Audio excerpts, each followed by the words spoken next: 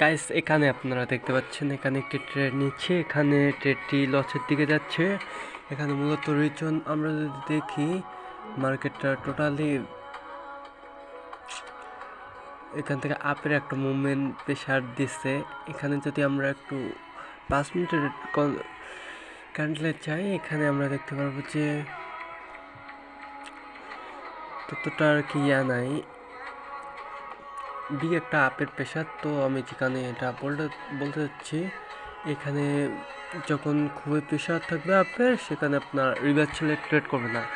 আমার ট্রেডটা মূলত এই জায়গায় ছিল, মেবি ট্রেড লস হয়ে গেছে, স্টপ লস হিট। তো এই জায়গায় কখনো আমরা মোমেন্টামে রিভার্সালে ট্রেড নিব না। এখানে আমরা সবসময় তার মার্কেটের কন্টিনিউ ডিরেকশনের দিকে আমরা ট্রেড নেওয়ার চেষ্টা করব। তো আমরা মার্কেট থেকে শিখলাম যে মোমেন্টামে আমরা রিভার্সালে ট্রেড নিব না।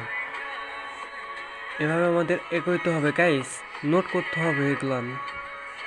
ওকে, সি ইউ নেক্সট ভিডিও।